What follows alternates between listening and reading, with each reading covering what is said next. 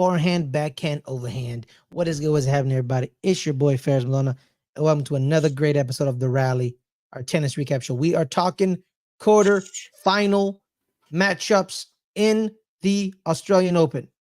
But to talk us through it, it is a cornucopia of knowledge. The one, the only. Adelia Chamberlain. Adelia, how are you? I'm good, Fares. How are you? I'm I'm very doing- tired because I was up watching Alcaraz versus Zverev very early this morning. Yeah, I had to go to sleep because I had a meeting at 1, so I couldn't stay up.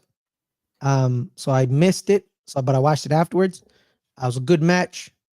I believe when the sun went down, Zverev changed a bit because I believe his serve through the night sky when it got a little colder zipped through. Like, and I think people don't really talk about that, of when the roof closes, when the night session happens, and when you're playing in day, the air, like because the ball's traveling through air. It's how thick the air is, right? People think, oh, it doesn't matter, right? In the morning, the air is thicker. And as the night progresses, as the day progresses, it gets a little thinner. Ball's a little bouncier. Ball gets a little faster. And due to the fact that Alexander Zverev has a phenomenal serve, it helped in the Alcaraz match. It did. It helped him. It did. He served very, very well in that match. But there's other quarterfinal matchups, Adelia. Which side do you want to go on? You want to go on the men, the women? Which ones caught your eye off the bat? How about we start with the women? Let's start with the women. Let's talk about the first quarterfinal, which was Coco Gauff and Marta Kostyuk. This was quite the match. Quite the match. The reason it was quite the match, Adelia, why? Why do you think what's the reason? Well, like, Marta was up 5-1 in the first set. Coco came back to win that set in a tie break. Then they were back and forth in the second set before Kostyuk took that in a tie break, and we went to a third.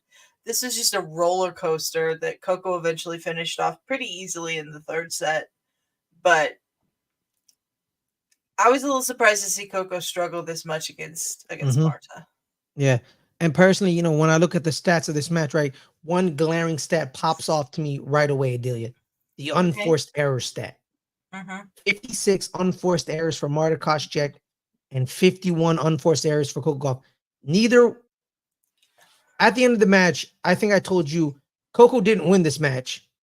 Marta Kostyuk lost this match because neither of them did enough for me to think that they wanted to win this match, because there was a lot of mental mistakes, a lot of it didn't feel like someone taking the match and wanting to win. It was kind of like Coco was waiting for Marta to lose it. Same thing with Marta, because Marta, she tried to take the match early because of the 5-1 advantage, but then she kind of gave it away in the first set. So Coco was kind of saying like she's gonna give away this match. And in the third set, she did 6-2 because they were fighting, because Kostyuk had to fight to stay in it in set number 2, but unfortunately went to a tiebreaker, so it drained more energy, and Coco then took her out because Coco was playing I don't have to win this match. She's going to lose this match. And I think that's what happened. Coco just couldn't hit a winner. No. I mean, in a 3-set match to only have 17 winners is very unlike Coco. 51 unforced errors to 17 winners is definitely not like Coco. Just Kostyuk played really, really well in this match. 39 winners to her name. 39 winners to her name. But she was just all over the place. The coaching, I know, is a thing that you can do now, but it seemed like she was talking to her coach in between first and second serves, which I've never seen before. And she just didn't seem to know what to do when she had that lead and lost it in the first set.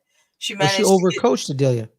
I don't know that she was overcoached as much as it was she was searching for answers, because a lot of the times the coaches were saying things like, "You're doing all the right things, just keep doing them." But she just spiraled basically on the court and didn't have the focus that she needed to get through that first set. Coco takes the first set, the tie break. She focused a little bit better in the second set, but then she spiraled again in that third set, and Coco won it fairly easily. Yeah, personally, I was uninspired watching this match.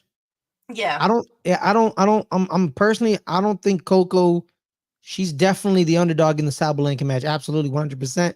Because Sabalenka, then we'll talk about her victory against Barbara Krejcikova, who also had another match that was tense in doubles with her former partner. She did. That she lost, by the way. I just want to point that out. Siniakova won. I know she did. Yeah, damn. So Siniakova got the last laugh. Damn. Hurtful. I mean, it was bound to happen at some point. Yeah, bound to happen. But yeah, Coco, I'm not confident in Coco winning this. I'm not. I think Sabalenka, the way she's playing. I believe the last time we had a show, Fares, I told you I didn't understand why the bookies had made Coco the favorite when Sabalenka was in this form. These two quarterfinals, the one we just talked about with Coco, and then this is a good way to segue into the Sabalenka quarterfinal that she won 2 and 3 against Krejcikova, who's a very good player, Grand Slam champion, former Grand Slam champion. Yes. This is why Sabalenka to me should be the bookies' favorite, and this is why I think Sabalenka is going to beat Coco tonight in the semifinals. It's because she just seems so in control over everything. Yes, yes. Coco was all over the place in the quarterfinal, but Arena came out there and just took care of business. And Krejcikova is no slouch of an opponent, even if Clay's maybe her best surface, you could say, because that's what she won the slam on. Like,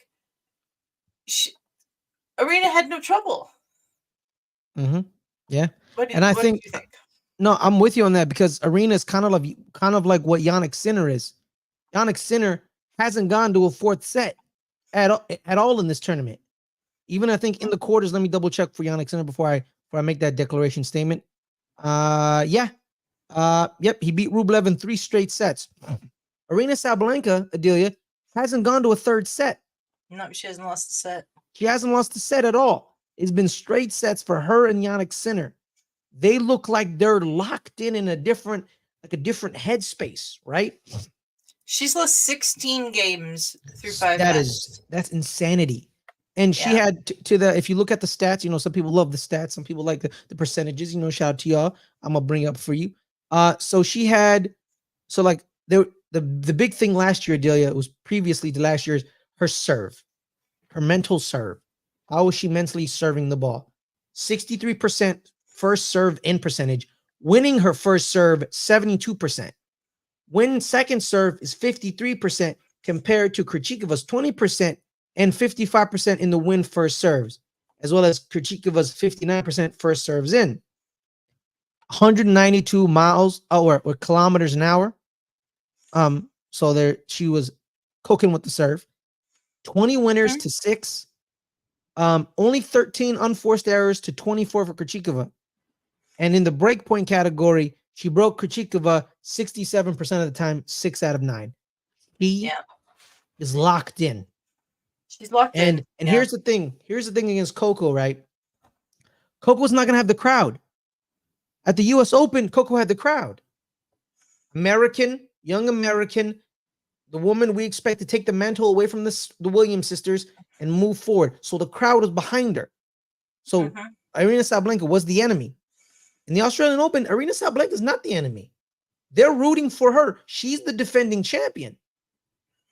So she will probably have the crowd against her. Coco still, Coco will have her share of crowds. She will have her share, but she won't have the full crowd with her like she did in New York. No, it will not be everyone.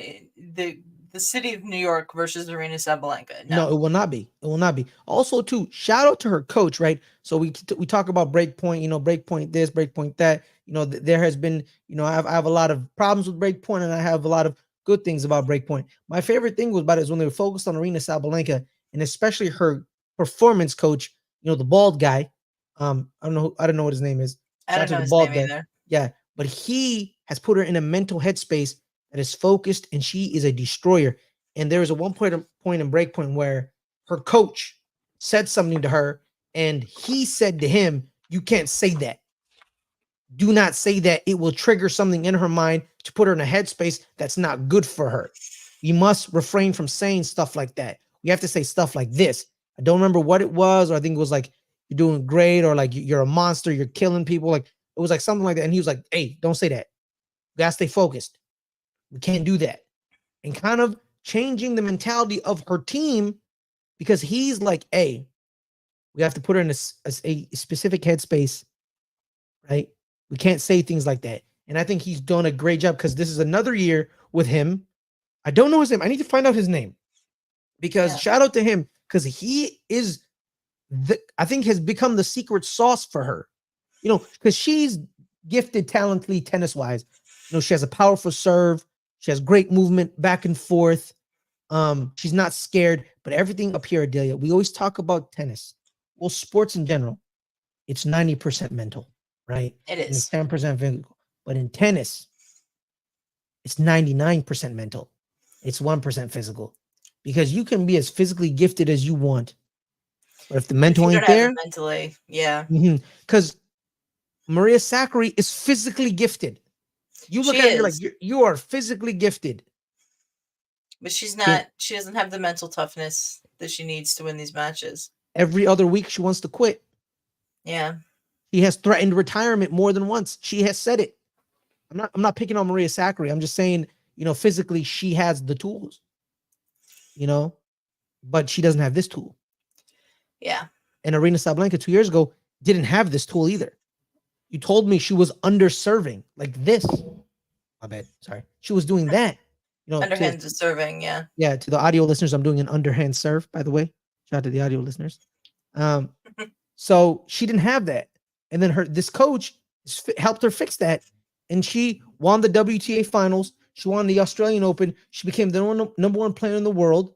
Then, Iga Swiatek made the semifinals or better of every slam last year. Exactly. Nuts. And she's going to win the Australian Open again. I think she's definitely the favorite for me out of the four ladies that we have left. The Coco and Sabalenka match should be a good one, though. Absolutely. I mean, I'm not giving Coco no chance here. I think Coco can beat Sabalenka. We know that she can. She did in the U.S. Open final. But with the way that they have been playing in this tournament so far, I would give Sabalenka the edge. Absolutely. But now we talk on the other side to see who are the victims in the final for the bottom half. Linda Noskova lose the victims. No. The winner of Sabalenka Coco's winning this tournament, Adelia. I think that's likely. I agree. But let's just talk about these other ladies who have earned this right to play semifinals. Yes, they have. They're not victims of anything. Yes, they have. But Diana Yastremska is 2 wins away from pulling an Emma Raducanu and winning a Grand Slam as a qualifier. Yes. Now, it's not going to be a golden Raducanu. Shout out to the tennis podcast for these, by the way.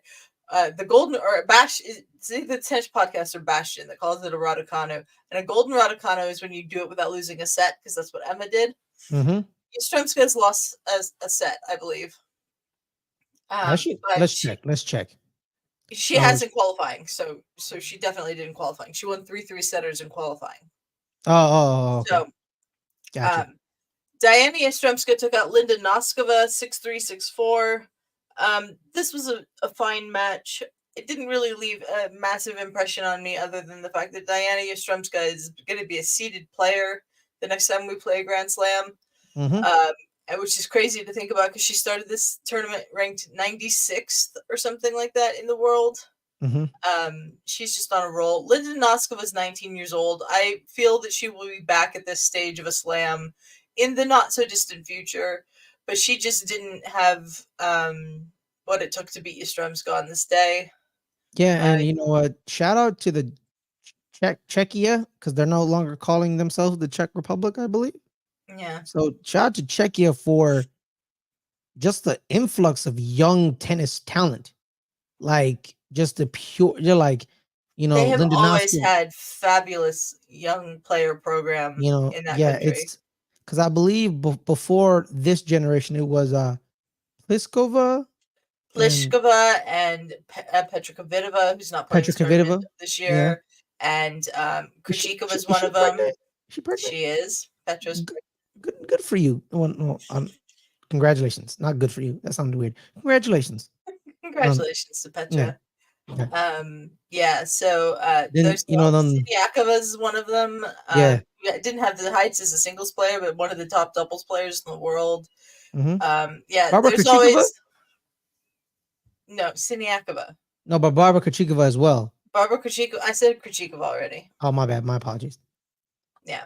But yeah, man, shout out to this next generation of Czech players is going to be good too, because the Czechs are always good at tennis. And and on the men's side, you have the young kid who beat Francis Tiafoe, Krummenich, Yuri Lehechka.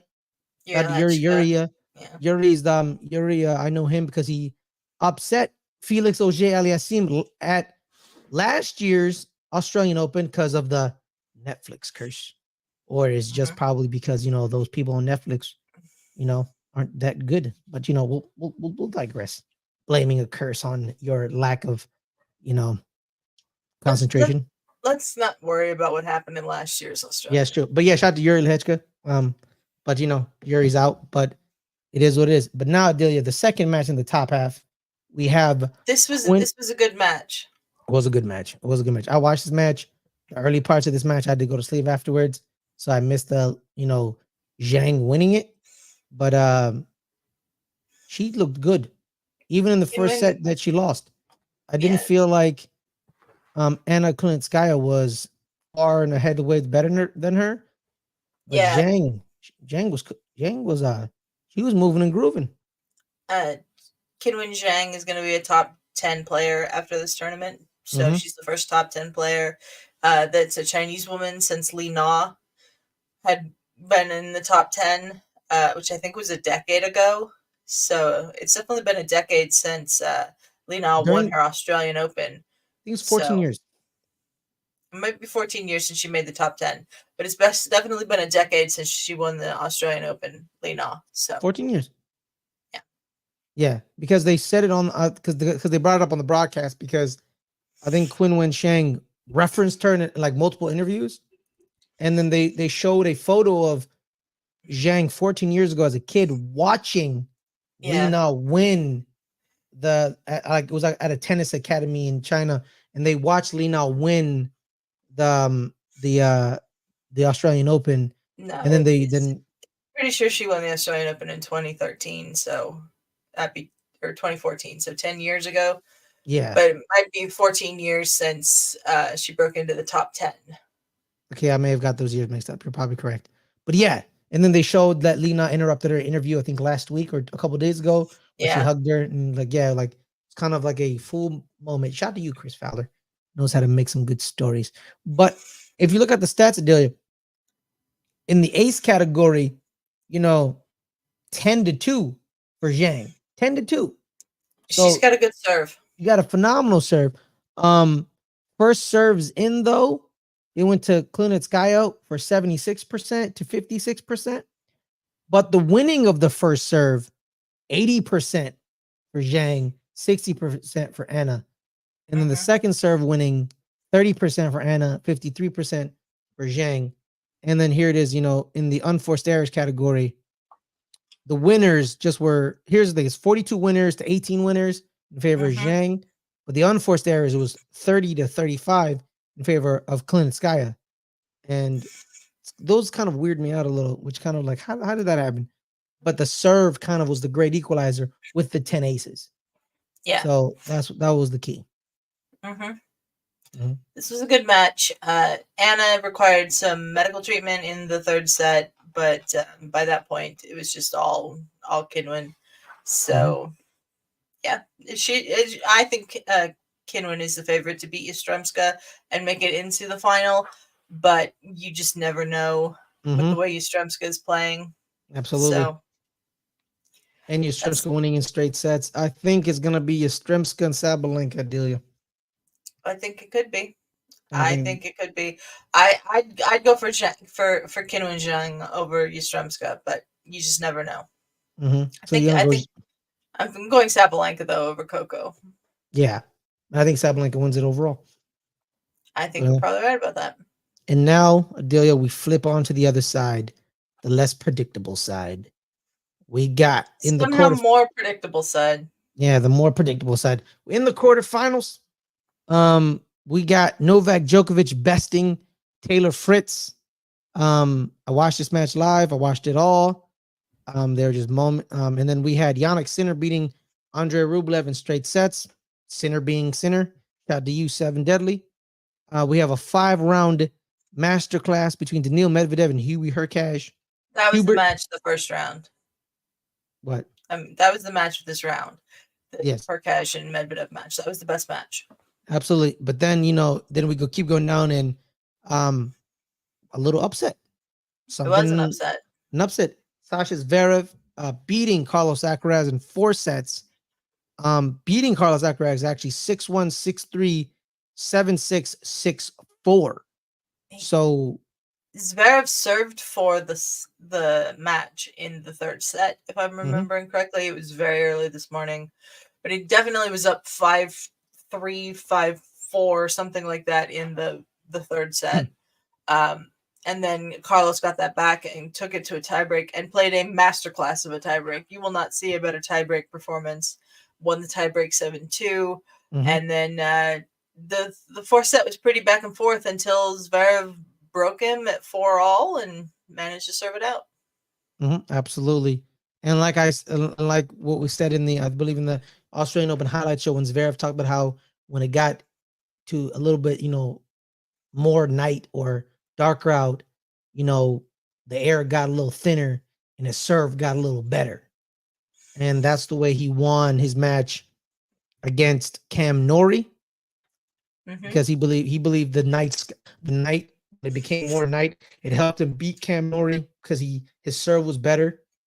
And I believe probably the same thing happened with Carlos Alcaraz, because I believe they were the night session, right? Correct, Adelia? Yeah, they were the last match last night. They were the last. So I believe the night sky and the thinning of the air helped Alexander Zverev beat Carlos Alcaraz because his serve was a little bit more powerful.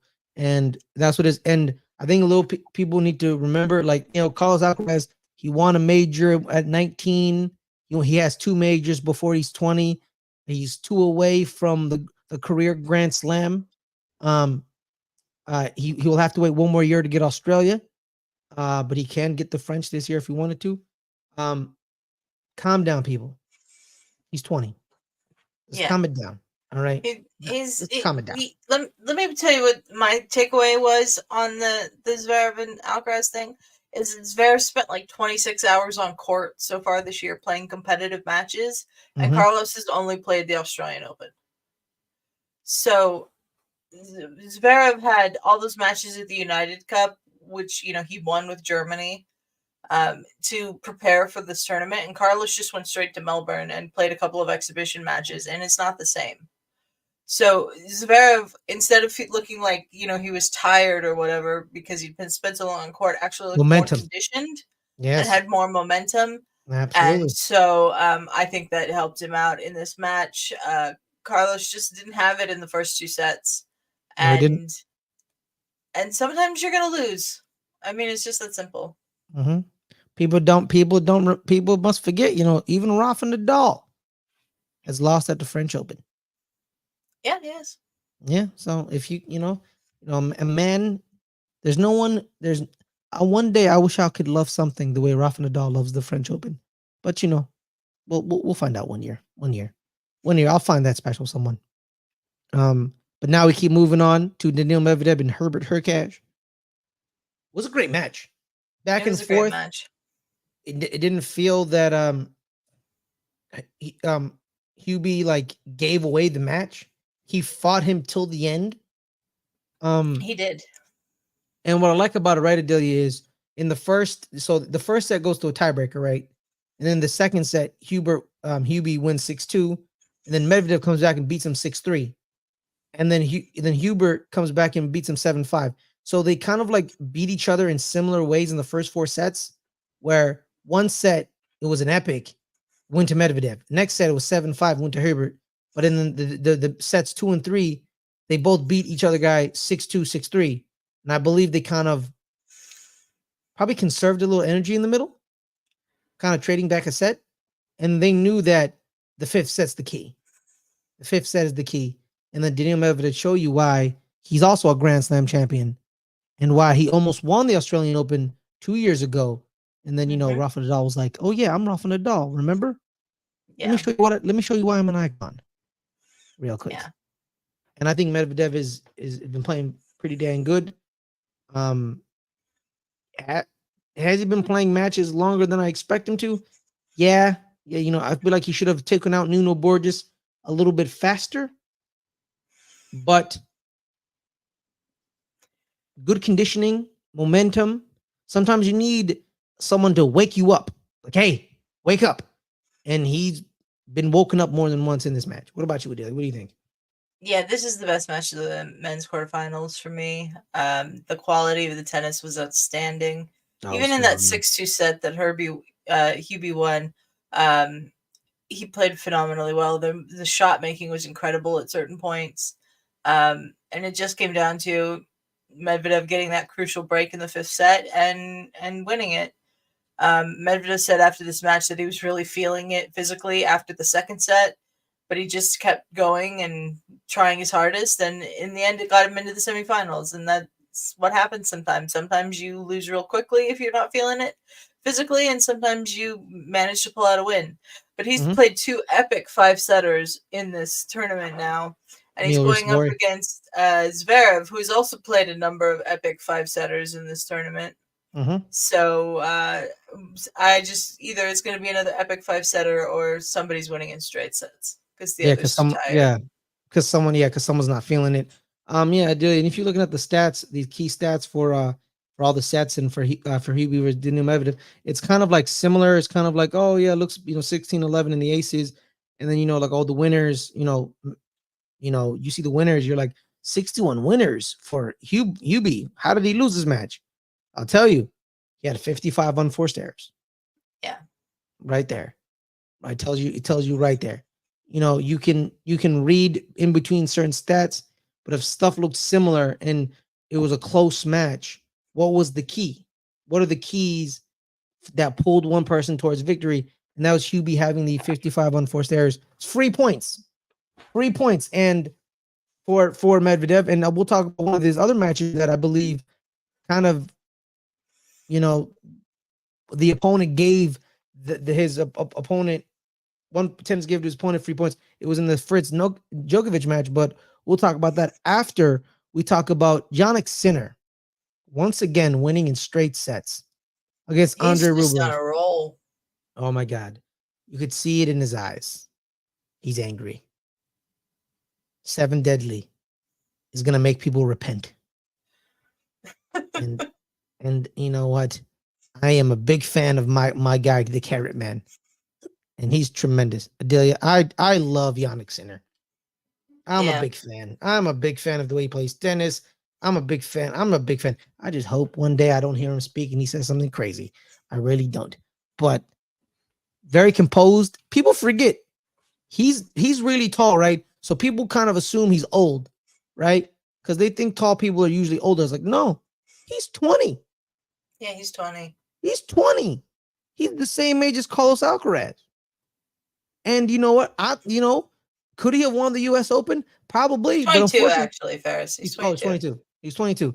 Yeah, man. And he was he in the semifinal against Alcaraz, Adelia? It was a quarterfinal. The quarterfinal. Yeah, man. There was a point where the person who beat Jannik Sinner at a final or like a Grand Slam ended up winning the Grand Slam.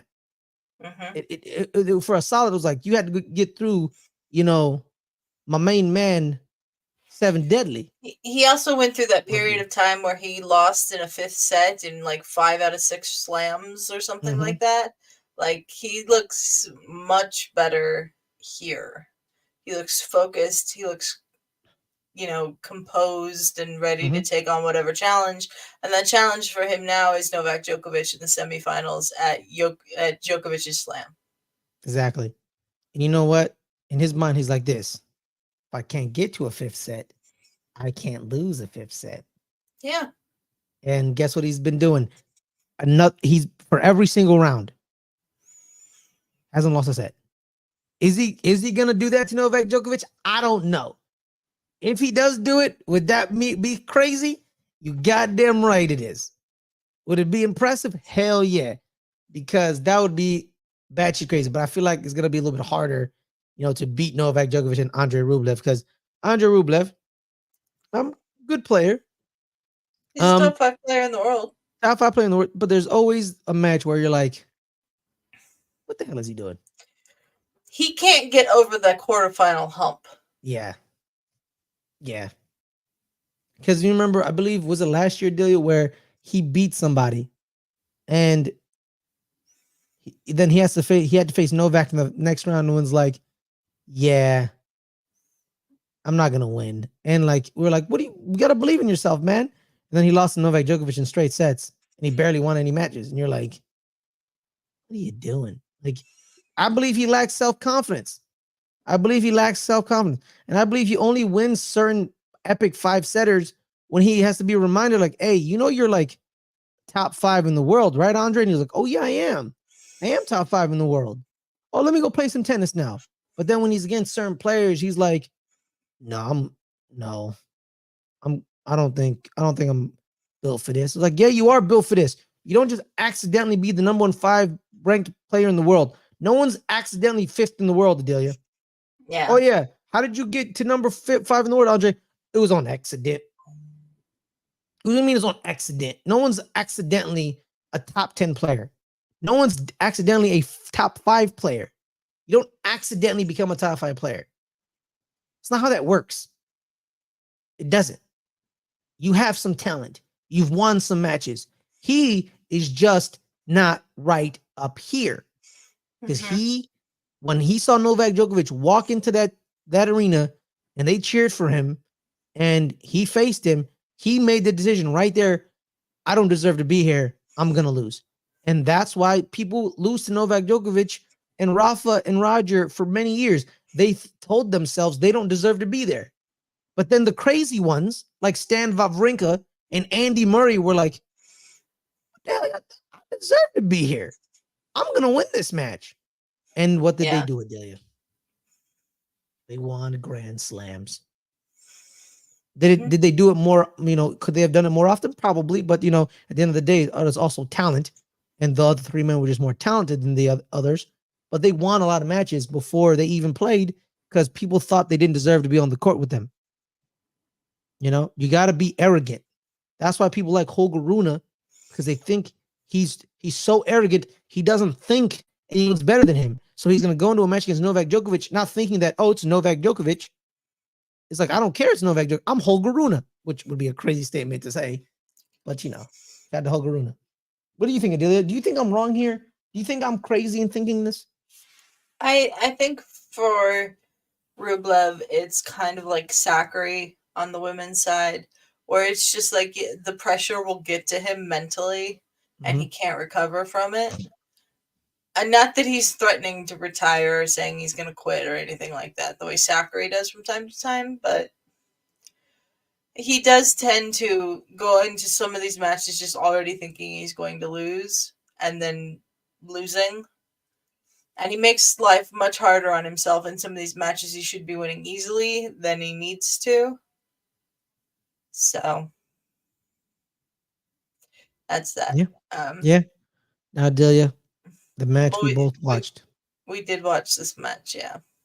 Taylor Fritz, the American, after beating Stefanos Tsitsipas in 4 sets, was his prize in the quarterfinals was against the greatest Australian Open champion of all time, in Novak Djokovic. The first set, it felt like a war is going to break out. Yeah. And it kind of was looking that way. And just throughout the match, it just felt like Taylor Fritz kept making those little mistakes.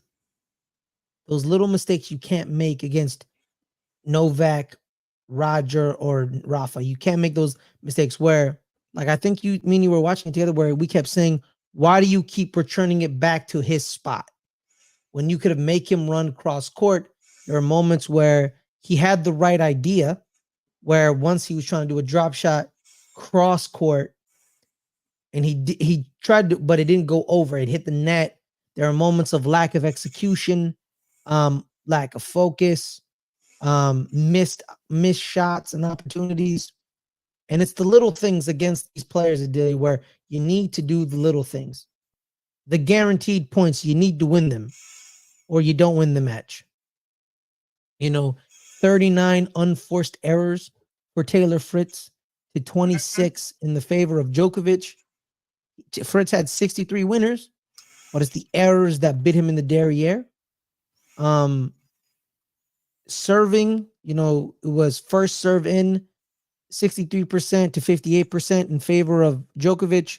The win percentage of the first serves, this is the biggest discrepancy, 82% Djokovic, 66% Taylor Fritz. And it felt, I think I was talking to Adelia during this match, where in the first set, he was feeling out Taylor Fritz and he was missing certain shots. And you're like, this is not Djokovic. And then he loses the second set. And you're like, oh, he's off today. But then in the third set, he was like, okay, I've downloaded the information. It's time to take this kid out. And shots he was missing in the first and second set, he was hitting. And the serve was zipping. And it was pouring it on him. And he took him out. And he just kind of then dispatched the Taylor Fritz in the set 3 and 4, because he was like, yeah, it's time to go home, because I've realized that this guy shouldn't be a challenge that he was supposed to be. And he kind of was like, all right, get out of here. Yeah. Anything I agree. you would do? You agree? Oh. I mean, I just agree. Yeah, pretty much. Yeah. Yeah.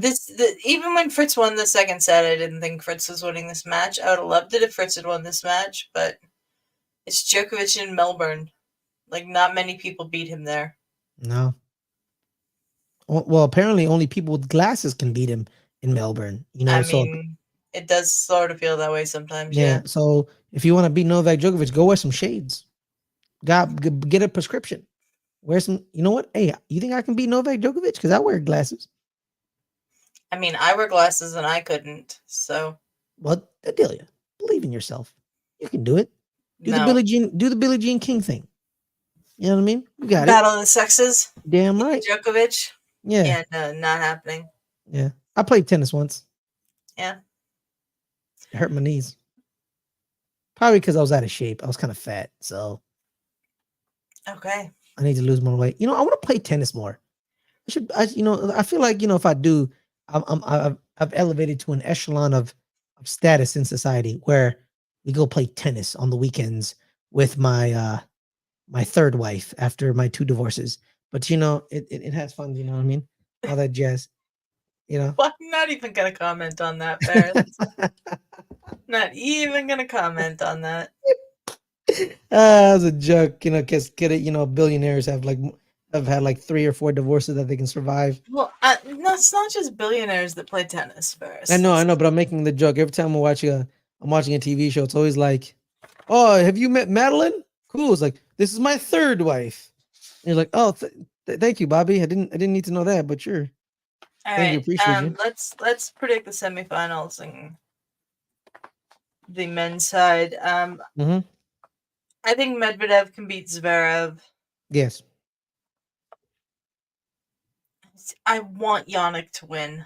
I really do. I just do don't too. know if he will. I don't think so either, but I really want him to win badly. I really do. Really do want to win him badly. Yeah. But he does have some success last year at the end of the year beating him. Could he take that over into? But then here's the thing: there's people who have beaten Djokovic on tour, but then when they're at a slam, he's like, "Bro, you beat me in Acapulco. I was there drinking Mai Tais. You know what I mean? But this is a grand slam. I don't be doing that here." And so like beating him on tour kind of really doesn't translate to beating him in the grand slams, because Djokovic is like, bro, we're not in Rome, or we're not in Charlotte or DC or Miami. Like, we're not here, y'all. We're at a grand slam. It's a little elevated, and this is my tournament. This is my house. I have the most here. I want Yannick to win. I'll be happy if Yannick wins. But when Novak Djokovic is 10-0 in when he gets to the semifinals, he's 10-0. And when he reaches those, he tends to reach the final, which he's another 10-0. He's 10-0. Yeah, if he makes the semifinals in Melbourne, he doesn't lose. Yeah, so I'd love for that streak to end. I would too, but I don't think it's gonna happen. I think Djokovic takes it. I don't know. I think Djokovic takes it, unfortunately. Yeah. And then But I think it should be good matches. Absolutely. But I think too, if Sasha Zverev, if he's, I think because the semifinals, you get it's one at a time. Do you get a day, like a day semifinal and a night semifinal, right? Yeah, on the men's side, yeah. Yeah. So Both I the women's believe semifinals are in prime time, but the men's semifinals, there's a day session and a night session. so. If Zverev gets the night session, his serve could help with the thinning air. They'll But put Djokovic and center night session. I'd almost guarantee it. I'm with you on that. I agree with you. So that's why I think Medvedev wins. Yeah. Because I think Sasha's serve is not going to be as powerful as it was in his last two matches because of the thinning air, as well as. But the thing is, Adelia, Medvedev did say he didn't feel good after the second set, and Sasha is got momentum. He's better conditioned. He's in form. Yeah. I don't know, man. I don't know. I don't know. See, these are tougher to decide upon than the women's. Yeah, because the women's, I think it's going to be Yastrzemska. You think it's going to be Chen, but we both think it's going to be Sabalenka, and we both think Sabalenka is going to win it. But yeah, this men one's pretty hard because if Yannick translates to beating him on tour to a Grand Slam, great. But he's fighting history where Djokovic is 10-0 in semis, makes him 10-0 in finals. So it's gonna be. I think it's gonna be Djokovic, Zverev, because I think Medvedev is probably a little ill, being a little hurt because he said he didn't feel too good, and I think that's what's gonna happen. I think it's gonna be Zverev Djokovic. Unfortunately, There could be. We will think find out in a matter of yeah, days. yes, we will. Delia, any other thoughts, news, and notes from the Australian Open? Nope. They should never shove three men or three people in the courtside booth. Because let's just say Nick Kyrgios became Nick McEnroe real quick. They were like three sardines in a can. Yeah. Shout out to that booth. Nick did the encore interview for Djokovic against Fritz. McEnroe did the encore interview for Medvedev and Hubert, I think. I don't think that was McEnroe. Well, who was McEnroe videoing then? Sinner and Rublev, maybe. Probably him and his 2 Chainz. Shout out to iced out McEnroe. But Delia, where can people find you? You can find me on this channel 3 p.m. Pacific every Tuesday with a starting 11. You can find me on the Entertainment Channel at Thursday 3 p.m. Pacific for the Rewatchers Council, our Buffy the Vampire Slayer rewatch series. And back here doing an episode of The Rally sometime next week, as well as the first episode of our new project, Fares. Are we announcing it? Yeah, why not? I won't do it if you're not 100%. No, it's fine. You can say we're doing it. We're gonna do the scrum down. And if you know what a scrum is, we're talking rugby, baby. We're talking 6 nations. And you know what it is, baby. 6 nations. You know what the 6 nations is. And if you don't know the 6 nations, I'll tell you real quick. It is the epic rugby tournament involving the English, the Welsh, the Irish, the Italians, the French and the Scottish. And the French and the Scottish, where we will have European supremacy fighting on the pitch. Is it called the pitch or field? Yes. Pitch? It's a pitch. Yeah, pitch. 80 minutes of grueling. Why are you sounding so angry while you're because saying I'm trying to hype it up, guys. I'm trying to hype it up because you got to be angry to play rugby because you are putting your body on the line. That they are. So shout out to Paul Georgie. I have watched the 6 Nations every year since 2008. Fares has never watched the 6 Nations before. So. Never watched. I don't even watch rugby. I'm learning. Yep. Well, I did watch. I watched Rugby World Cup this year, but that's not the point I'm making here. Well, by the way, South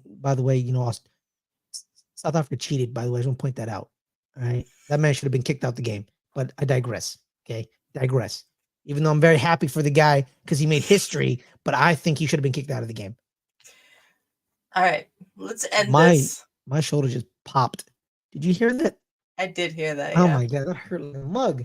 All right, guys. My name is Fares and Muthana. Like you can say, we'll be doing the scrum down. But every Friday, 3 o'clock Pacific, we will be doing Good Friends, Better Rivals, American football. Me and my friend Caleb, my co-host Caleb, friends, find friends for cool as well. As well as me and Adelia do a show on our entertainment channel, 8 o'clock Fridays, called The Open Table. We'll be coming back next week, where we talk about tennis. And the reason we've been missing for a couple weeks, it involves why the we I didn't word. do a show in January. Yes, because somebody was violently ill. And it was both of us. Yes, it was both of us. We were both violently ill. But we would digress, as well as cooking and making sure people know how to cook right. I still hate my cousin because I think he gave me food poisoning. But, I digress. As well as the Rewatchers Council. Did you bring me up the Rewatchers Council, Adelia? I did. Yep, and you can find me there as well. On that note, everyone, I think we've hit on all the points. Have a wonderful night. Hope you guys enjoyed the tennis. Shout out to the people that watch on the rewatch. Guys, make sure to like this video, subscribe to the channel. We're at 126 subscribers. We're trying to get to 130, and then from 130 we get to 150. So make sure, everyone, to subscribe and help us out. Talk amongst yourselves in the comments. We will respond. Come on, y'all. I want to respond in the comments. I want to talk to y'all. I want y'all to say, hey, man, you know nothing about tennis. And I'll respond, you know what? You're probably correct. I'm not disagreeing with you. I'm learning. And help us learn. Help me learn. Talk to me civilly. Talking about, hey, man, you're wrong. I'm okay with being wrong. If you tell me nicely, just don't yell at me. And don't be an ass. But on that note, everybody, have a wonderful night. Stay safe. Stay calm. And we'll see y'all next time after the final, unfortunately, because this Friday we can't do a show because, some of us have to go to the doctors, moi.